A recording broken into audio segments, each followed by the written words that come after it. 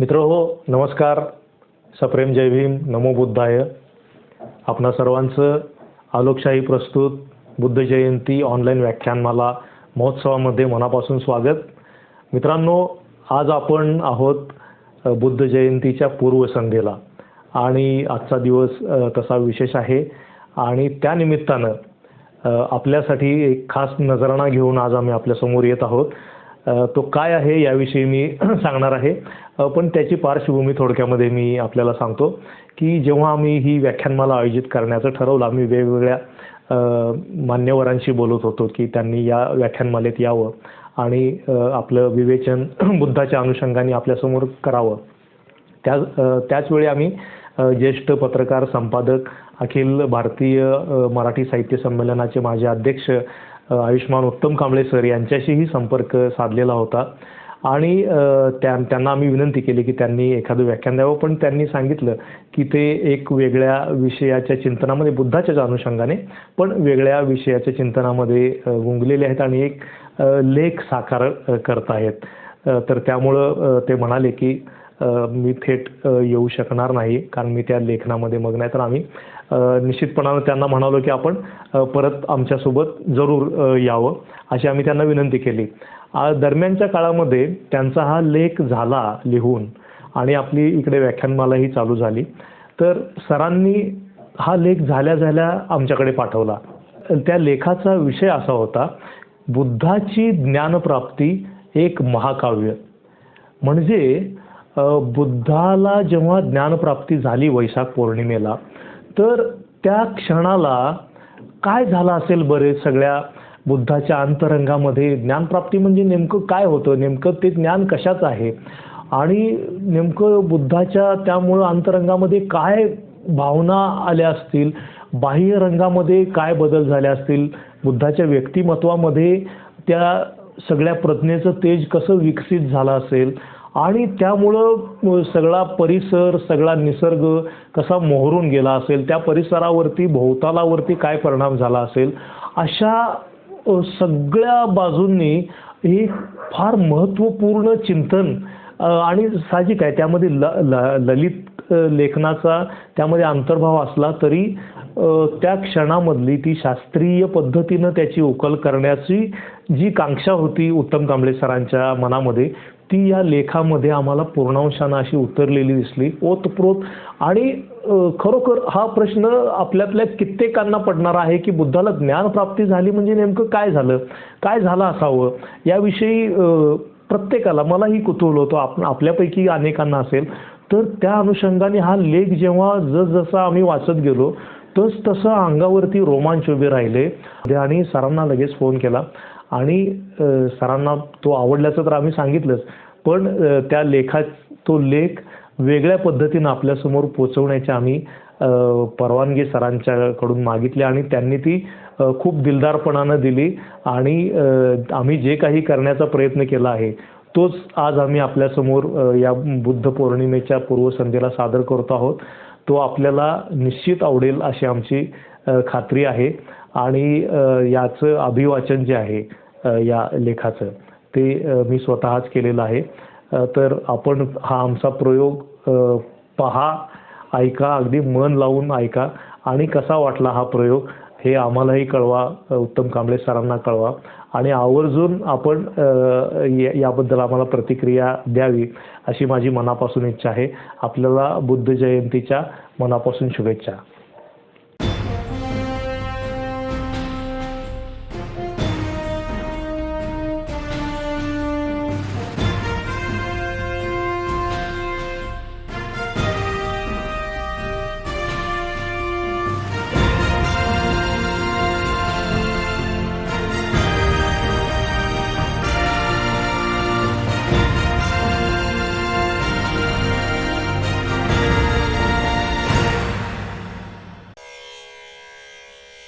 बुद्धं शरणं गच्छामि धम्मं शरणं गच्छामि सङ्गं शरणं गच्छामि।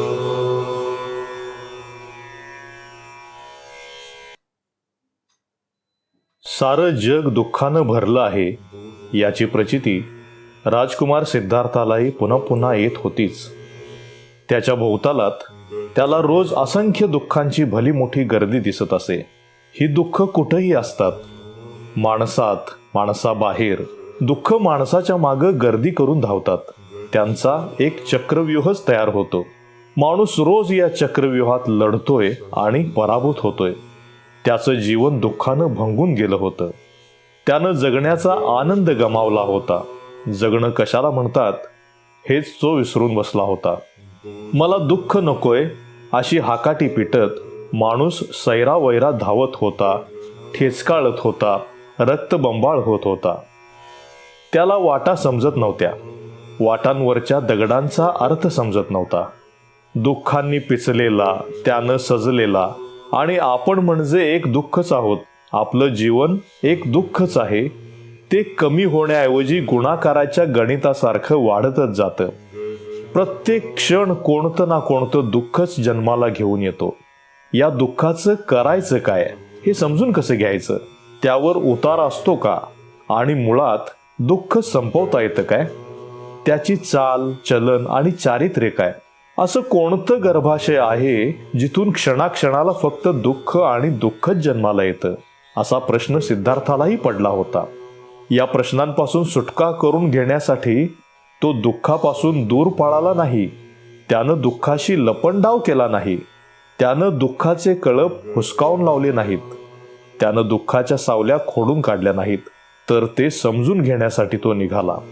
आपलं कुटुंब, आपलं राज्य, आपलं भौतिक भोवताल फुलण्याच्या, सुंदर होण्याच्या, सुगंधित होण्याच्या काळात हा तरणा राजकुमार घराबाहेर पडला. खरं तर असं घराबाहेर पडणारा सिद्धार्थ हा काही पहिला राजकुमार नव्हता. मानवी जीवनातील विवंचना, जीवनाचा अर्थ समजून घेण्यासाठी अनेकांनी ग्रहत्याग, संसार त्याग केला होता. त्यापैकी काही जण असेच फिरत आणि तपश्चर्येत मग्न होऊन गेले. हातात काहीच गवसलं नाही, मनात काही उगवलंच नाही. बऱ्याच जणांची अशी अवस्था झाली होती. अशाच परिस्थितीत सिद्धार्थही घराबाहेर पडला होता. सिद्धार्थ जेव्हा घराबाहेर पडला तेव्हा समोर चालण्यासाठी असंख्य वाटा होत्या. काही रुळलेल्या तर काही नव्यानं तयार केल्या जात होत्या. सिद्धार्थानं काही रुळलेल्या वाटा प्रथम तुडवल्या, भरपूर तुडवल्या. पण या वाटेवर आपलं मुक्कामाचं म्हणजे ज्ञानप्राप्तीचं म्हणजेच ज्ञानाचं गाव नाही याची खात्री त्याला सातत्यानं वाटत होती.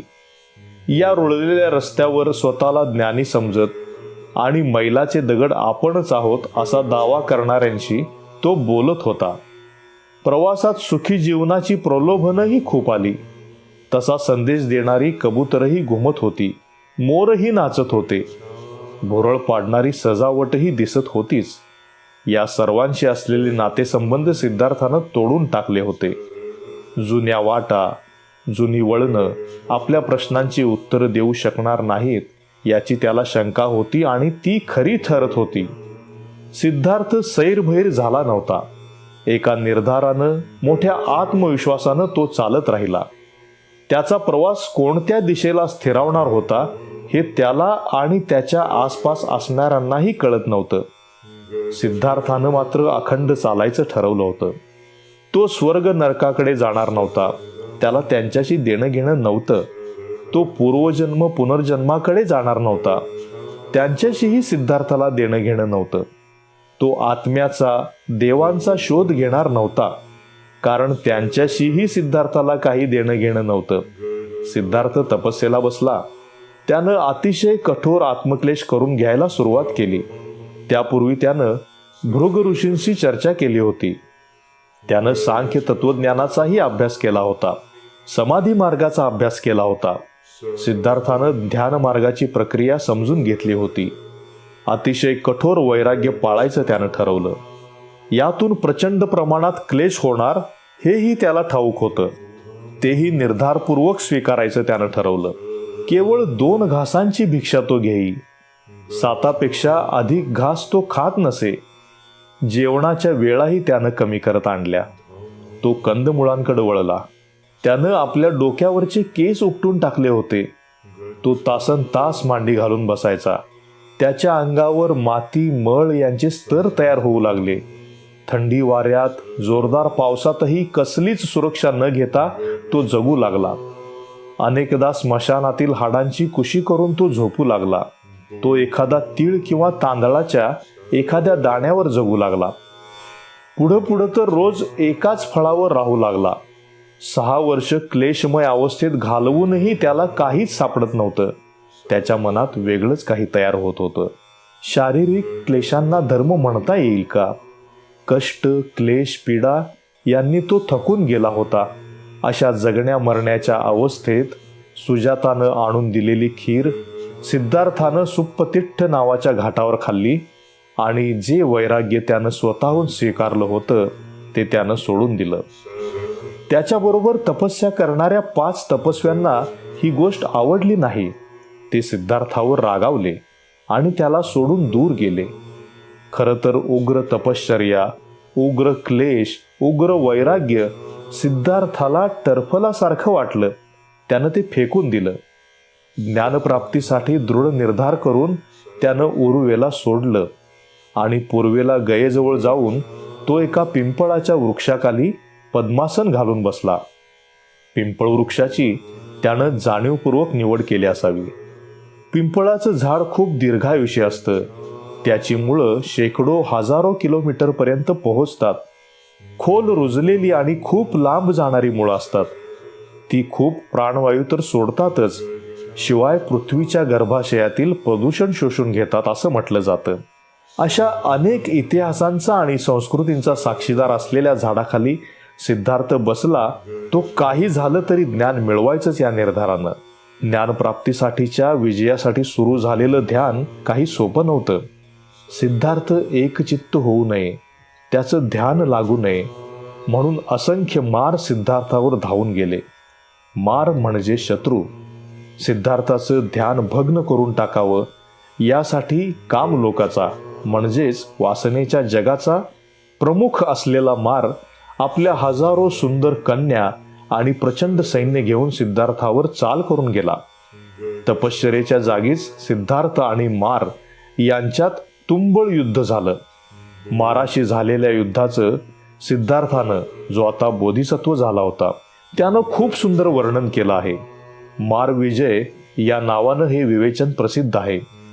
तर बोधिसत्व म्हणतो, मार माझ्याजवळ आला, करुणामय वाणीनं म्हणाला, आता तू खूप क्षीण झाला आहेस.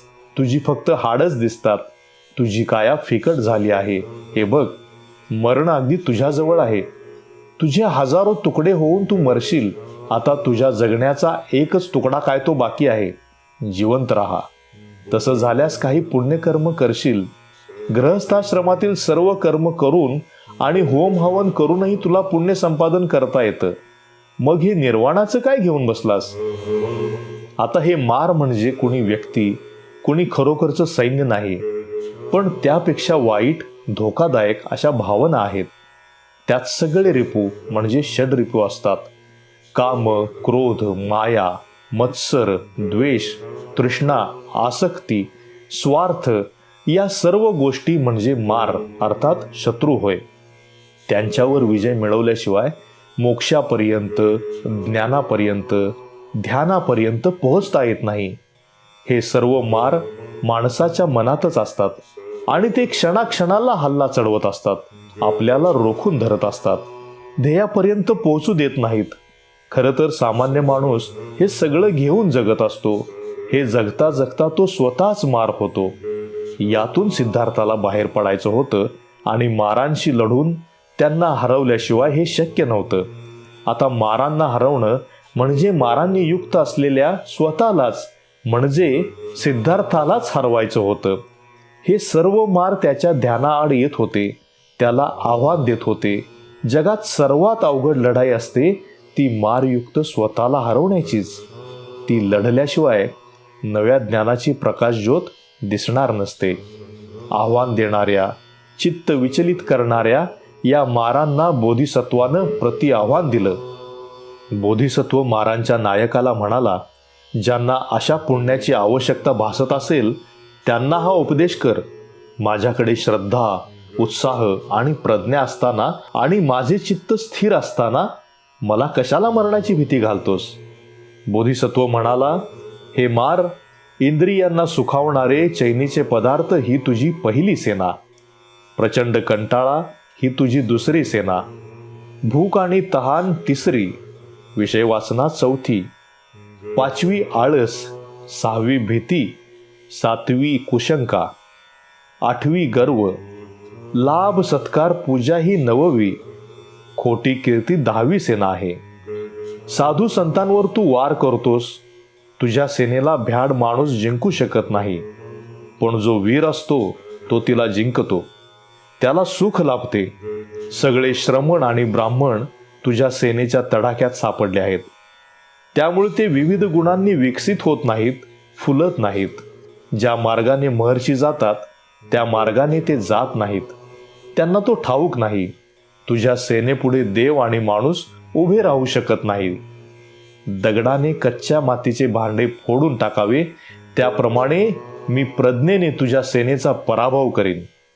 माणसाला सतत मोहमायेत गुंतवून ठेवणारे, त्याचं चित्त विचलित करणारे हे सारे मार आहेत. प्रत्येक माणूस या सर्वांच्या विळख्यात आयुष्यभर सापडलेला असतो.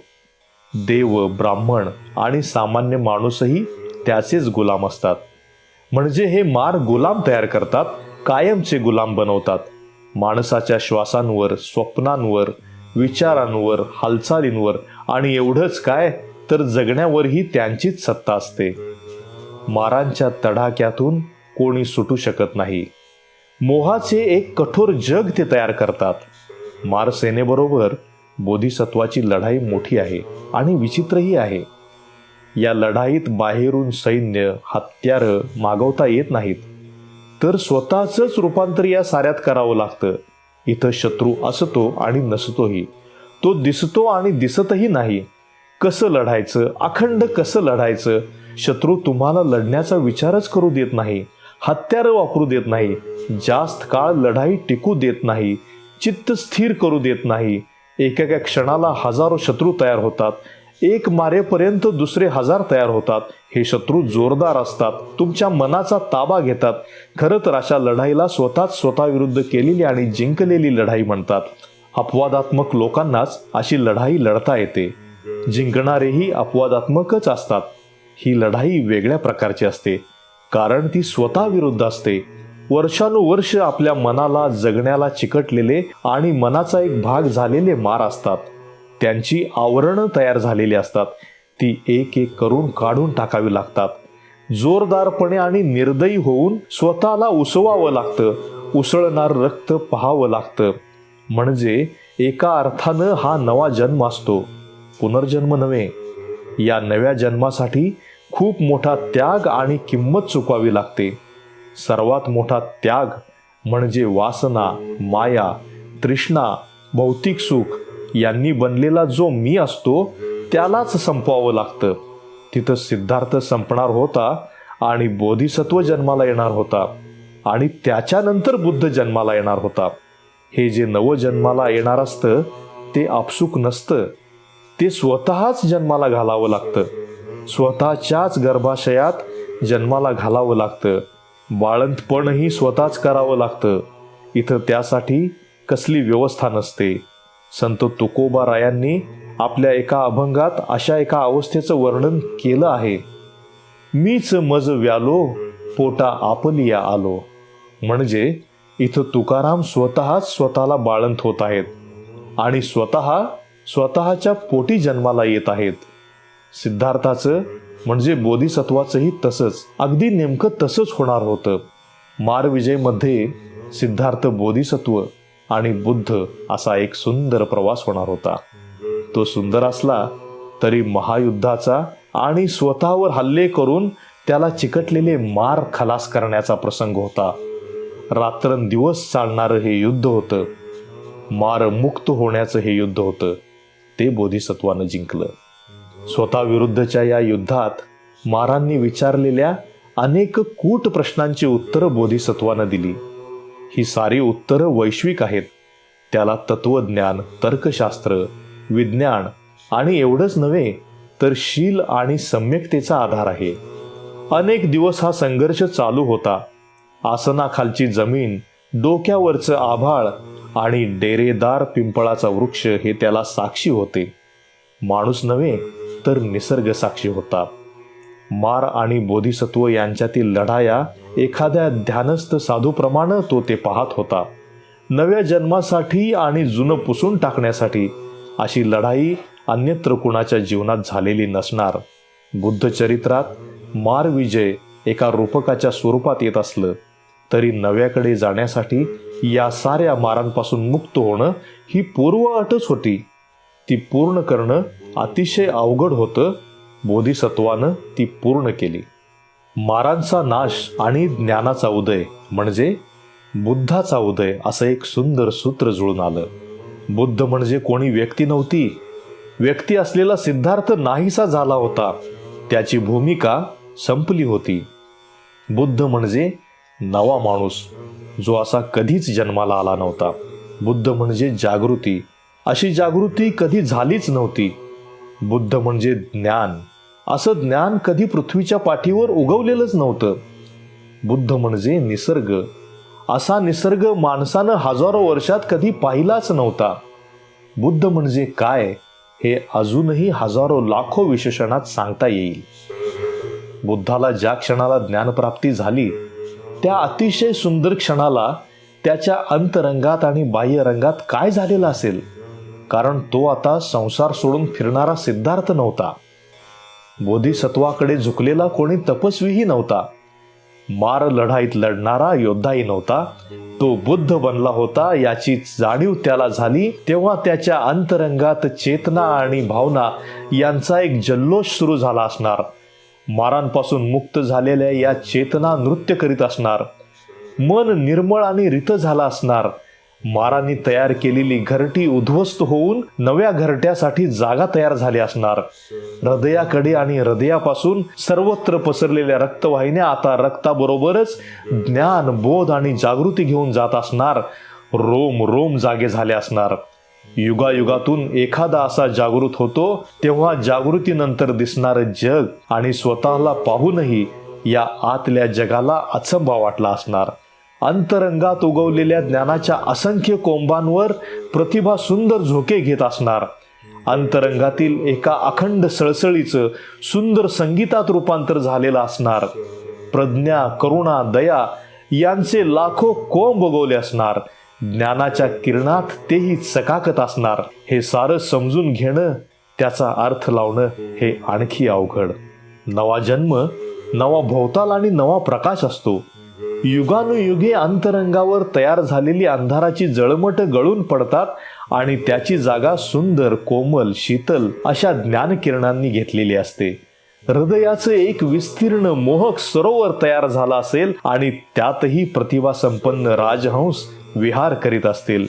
मारांच्या सर्व वसाहती नामशेष झाल्या असतील आणि त्या ठिकाणी नजरेच्या टप्प्यात न मावणारे शील, शांतता आणि नवे जग यांचा एक प्रदेशच तयार झालेला असावा.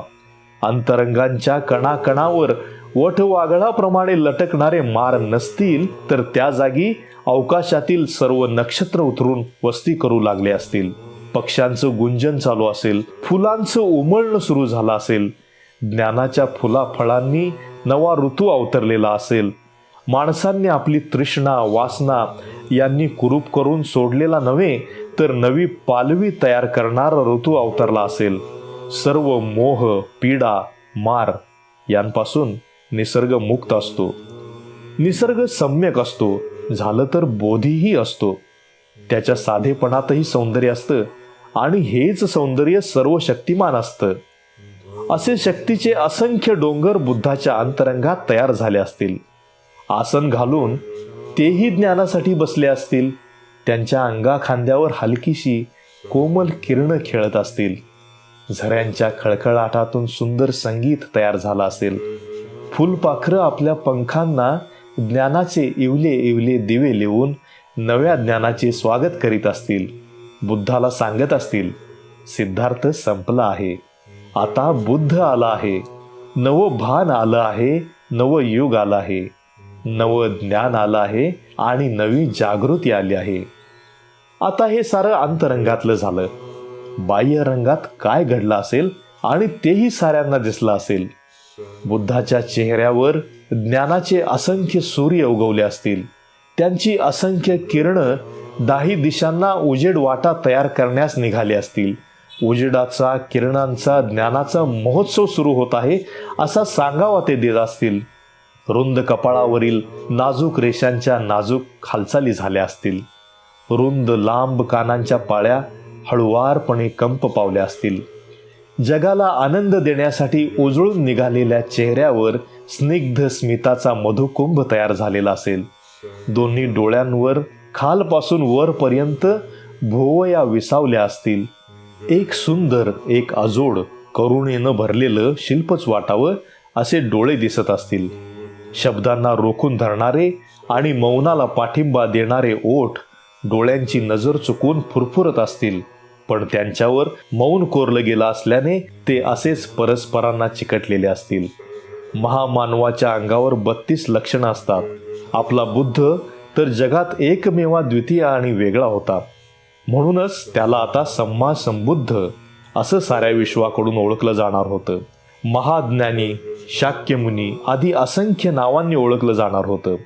त्यानं ज्ञानाचं हे महाठिकाण गाठण्यासाठी 10 पारमिता पार केल्या होत्या. या साऱ्यांचं एक मोहक दर्शन मौनातील बुद्धाच्या चेहऱ्यावर दिसत असणार यात शंका नाही. माणूस मौनात गेला, निशब्द झाला तरी त्याचा चेहरा बोलत असतो. अंतरंगातील कोणतीही घुसळण प्रतिबिंब होऊन चेहऱ्यावर उमटत असते. बुद्धाचा चेहरा आनंदानं, प्रेमानं, करुणेनं भरला होता. बुद्धाला काहीतरी वेगळं गवसलं असणार हे त्याच्या चेहऱ्यावरूनही लक्षात येत असावं. बुद्धानं ते सांगण्यास वेळ घेतला. या दोहोंच्या मध्ये विषादयोग तयार झाला होता.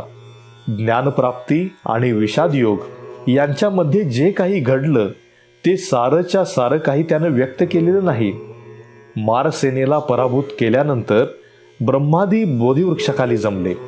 सिद्धार्थावर त्यांनी दिव्य पुष्पवृष्टी केली, त्याचा जय जयकार केला. तेव्हा बुद्ध झालेला सिद्धार्थ स्वतःचीच उद्गारला, पुटपुटला किंवा मनातल्या मनात बोलला ते असे: जन्म जन्म जन्मांची संस्कृती अपार, धावता मी पावलो कष्ट फार. कोण करता या देह मंदिराचा, श्रांत झालो लावितला शोध याचा.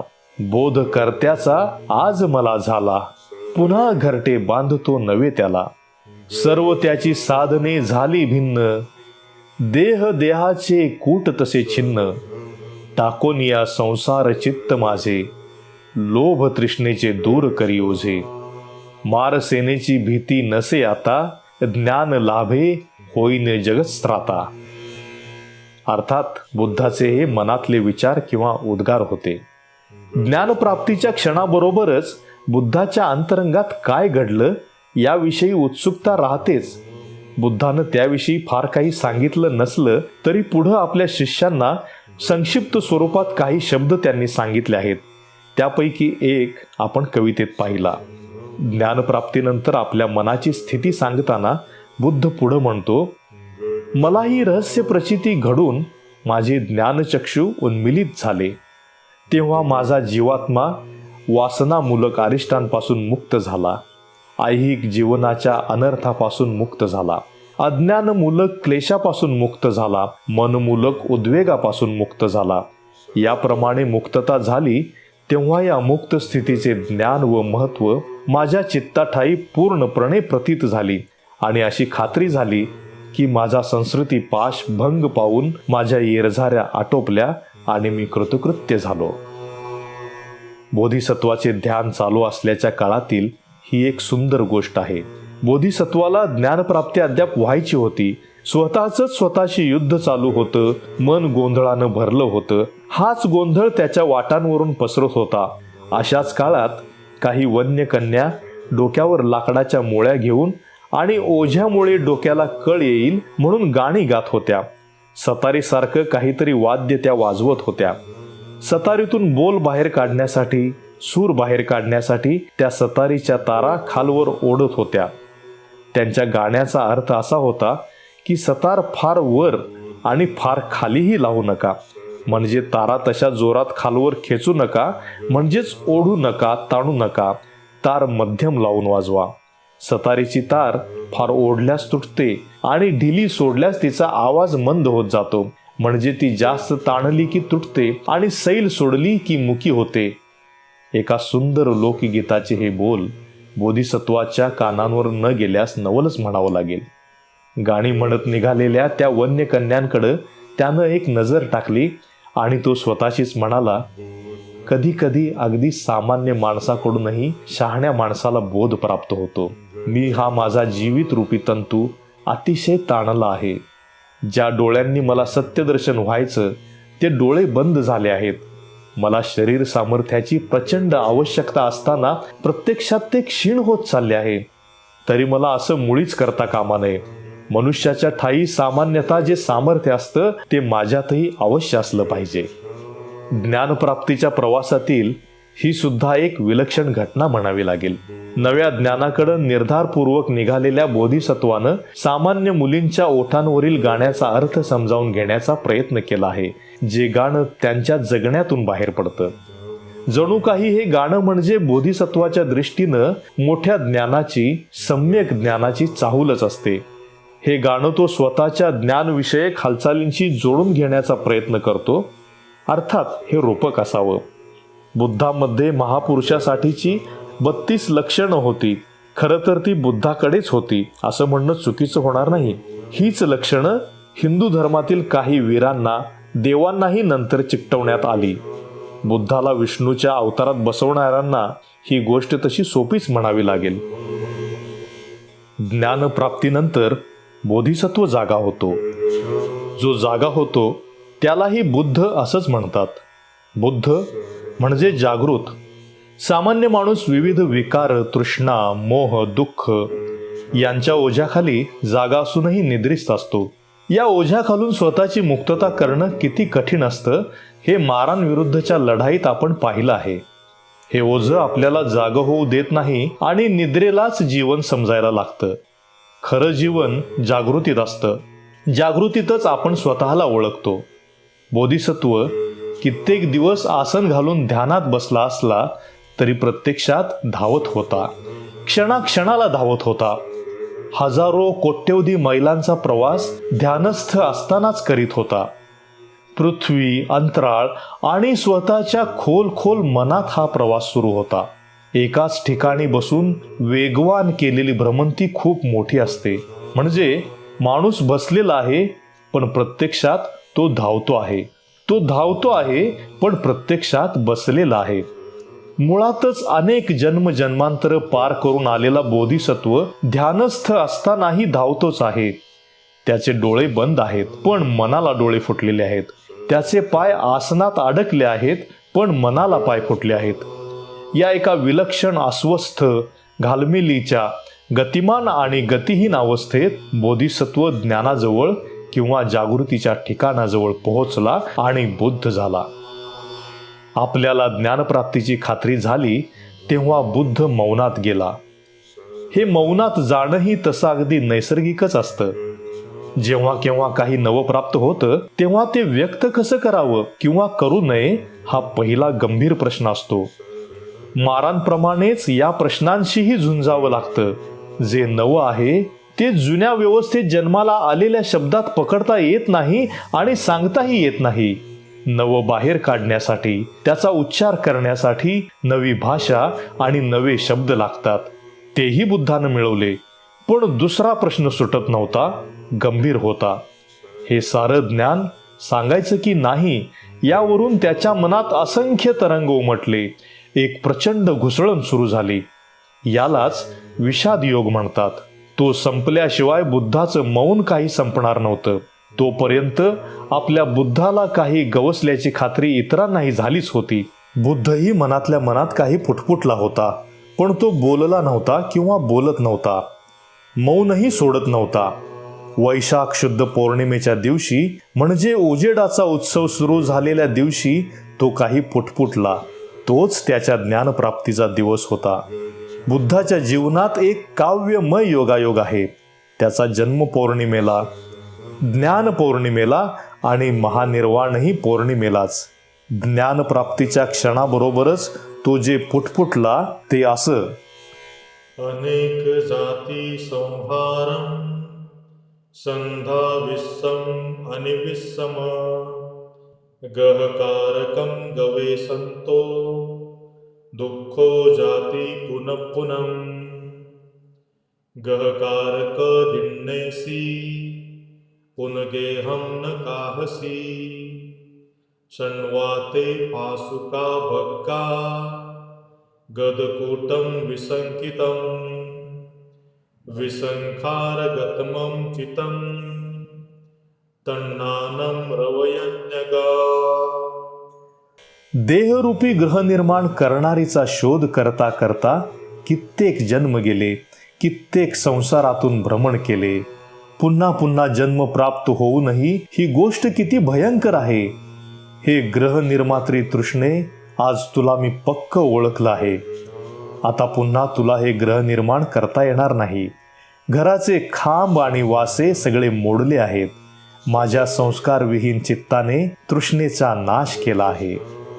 बुद्ध पुटपुटला असला तरी तो बोलत नाही, पण तरीही आत काही गवसलेल्याचं प्रतिबिंब बाह्य रूपावर पडलंच होतं. त्याच्या रुंद कपाळावरच्या रेषा कदाचित अजाणतेपणे थरथरल्या असतील. पूर्ण मिटलेल्या डोळ्यात करुणेचा शांत शांत सागर अवतरला असेल. ज्ञान मिळाल्याचा अथांग आनंद उजेड होऊन त्याच्या स्मितातून व्यक्त होत असेल. सुंदर कोमल तेज दाही दिशांना पसरला असेल. विशेष म्हणजे निसर्गालाही बुद्धाच्या ज्ञानप्राप्तीची कल्पना आलेली असेल. पिंपळ वृक्षही क्षणभर आपल्या पानांची सळसळ थांबवून मौनात गेला असेल. तोही ध्यानस्थ साधूप्रमाणे सिद्धार्थाचं अंतर्बाह्य बदललेलं रूप पाहत असेल. झाडावर असलेल्या असंख्य घरट्यातील इवले आणि मोठे पक्षी आपल्या इवल्या इवल्या डोळ्यात ज्ञानाचा हा तेजपुंज साठवून घेत असतील. झाडाची सर्व पानं बुद्धाप्रमाणेच स्मित करीत गर्द हिरवी झाली असतील. बोधिवृक्षाच्या सावल्या आपल्या मुळापेक्षाही लांबवर पसरल्या असतील. झाडाची सारी पानं बुद्धाचं तेज शोषून घेत असतील, चकाकत असतील. या सर्वांनीही प्रथमच ज्ञानाचा, जागृतीचा अभूतपूर्व सुंदर सोहळा पाहिला असेल.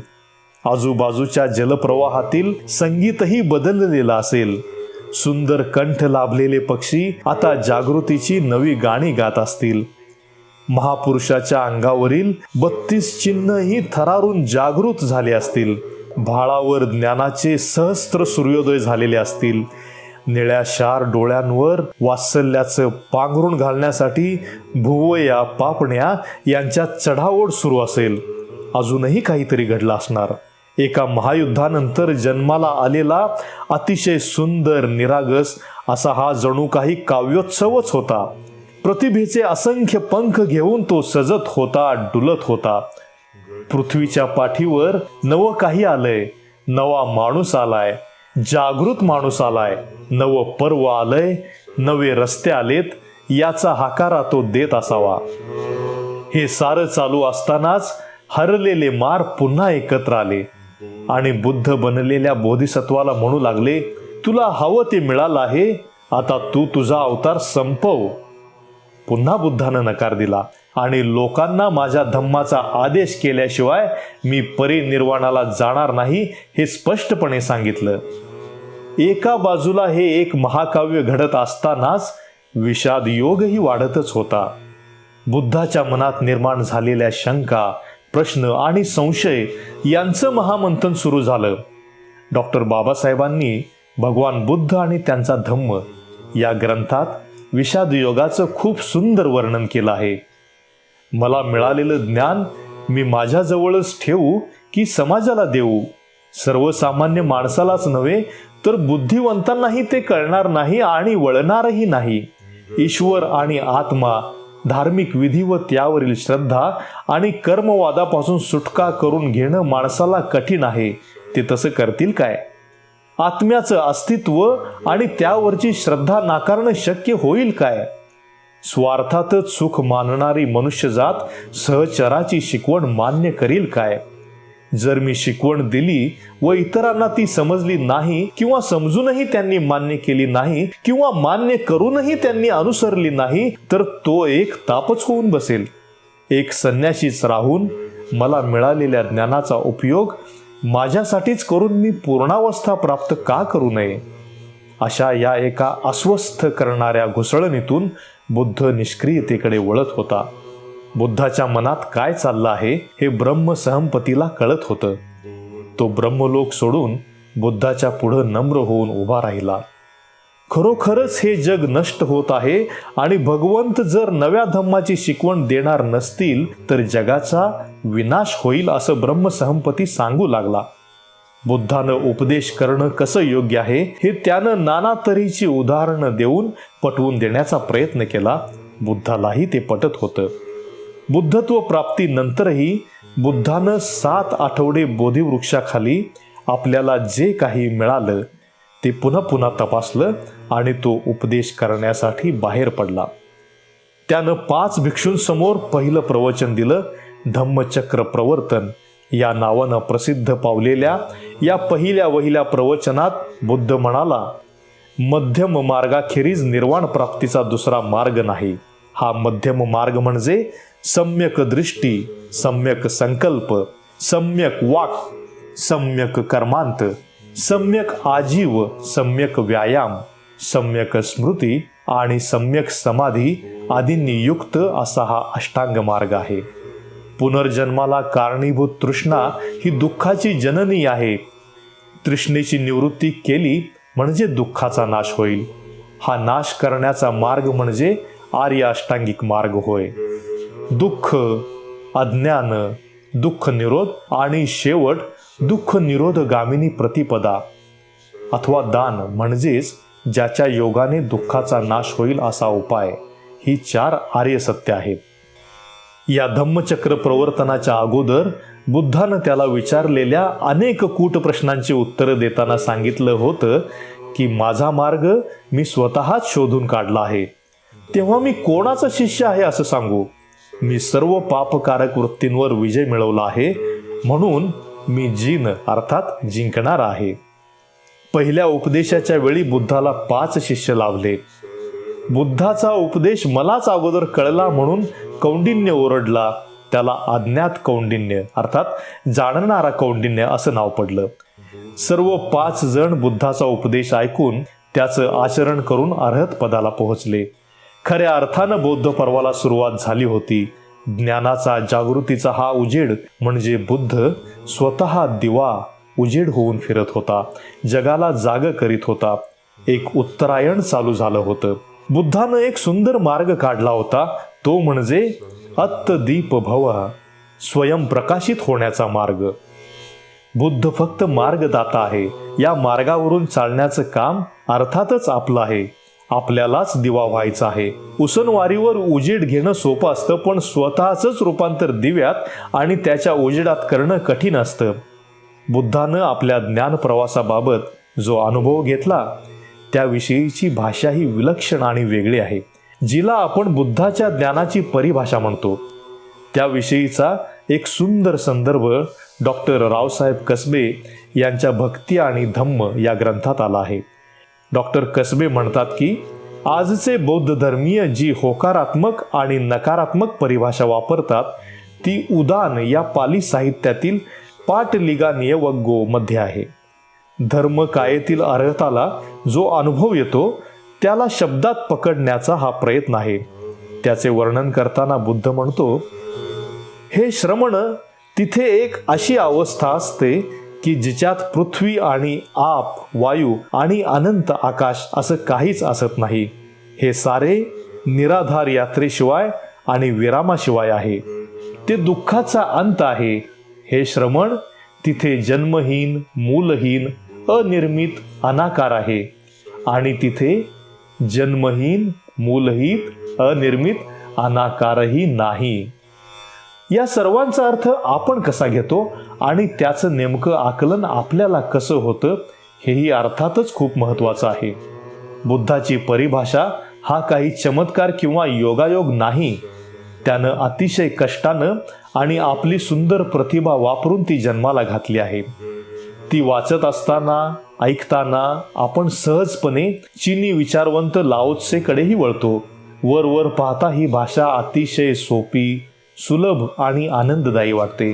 पण बुद्धानं आपल्यासाठी ठेवलेल्या ज्ञानाच्या अंतरंगात जसं आपण शिरू लागतो तसं हे सोपं अतिशय कठीणही वाटू लागतं. घालमेल होते ते समजून घेताना, पण आपण प्रयत्न करीतच असतो. श्रमणाशी जे बुद्ध बोलतात त्याच्यातही असा खोल अर्थ दडलेला आहे. जिथं प्रारंभ नाही आणि शेवट नाही, जिथं आकार आणि निराकार असं काहीच नाही, जिथं पानगळही आहे आणि नव्या अंकुराची ऋतूही आहेत, जिथं ऊनही नाही आणि सावलीही नाही, जिथं रस्तेही नाहीत आणि मुक्कामाचं ठिकाणही नाही, जिथं ना आकाश कुठं टेकलेलं असतं ना कुठं पृथ्वीनं कशाला स्पर्श केलेला असतो, जिथं चमकदार नक्षत्रही नाहीत आणि दात विचकणारा अंधारही नाही, जिथं उजेड अंधाराच्या पलीकडे काहीतरी आहे, जिथं स्वप्न आणि वास्तवाच्या पलीकडे काही आहे, जिथं मार आणि त्यांच्याशी झुंजणाऱ्या योद्ध्याच्याही पलीकडे काही आहे, जिथं अहंकाराचे डोंगर नाहीत आणि सर्वत्र सपाट प्रदेशही नाही, जिथं कसलं संगीतही नाही, मौन मात्र बोलकं आहे. एक विलक्षण, एक आनंददायी, एक पीडामुक्त असं काही घडत आहे. नाही आणि आहे यामधील खजिन्यानं ओंजळ भरता येते. इथं तर तारकादळांच्या ओजेडाची आवश्यकताच नाही, तर स्वतःच दिवा व्हायचा आहे. या साऱ्या अवस्थांमध्ये, या साऱ्या धीर गंभीर आणि हव्याशा पोकळीमध्ये आपल्या श्वासांचेच सुंदर प्रतिध्वनी निघतात आणि जन्माला येत असतं एक महाकाव्य. असं महाकाव्य की जे पकडताना सारे शब्द शरणार्थींच्या शिबिरात जातात. टाचा कितीही उंच केल्या तरी समोरच्या सावलीशिवाय काही दिसतच नाही. आकृत्या गायब झालेल्या असतात किंवा सावलीच्याच गर्भाशयात त्या शिरलेल्या असतात. असं असतं महाकाव्य, जे जगातल्या अन्य कोणत्याच महापुरुषांच्या जीवनावस्थेत तयार झालेलं नसावं. त्याचं कारण तिथं व्यक्तीतून व्यक्तीच जन्माला आली आणि इथं ज्ञान, सदा सर्व काळ हरित राहणारं आणि फक्त उजेडच देणारं ज्ञान, नवी जागृतीही जन्माला आली. करुणेचे सागर आणि शिलात सजलेली प्रज्ञाही जन्माला आली. या ज्ञानाला करुणेचे महाकाय पंख, या ज्ञानाला करुणेनं भरलेले डोळे, या ज्ञानाला भरभक्कम डोंगराप्रमाणे ध्यान, या ज्ञानाला खळाळून वाहणाऱ्या झऱ्यांचं जीवन संगीत, या ज्ञानाला अंत नाही. कारण जिथं काहीच नसतं आणि सारं काही असतं तिथून ते जन्माला आलंय. स्वतःशीच संघर्ष करून आणि स्वतःतल्या मारांना पराभूत करून ते जन्माला आलंय. बुद्धाचा हा आपल्यासाठीचा ज्ञानोत्सव नुसताच चकाकणारा नाही, तर तो खोल रुंद आणि अखंड वाहणाऱ्या झऱ्यासारखा आहे.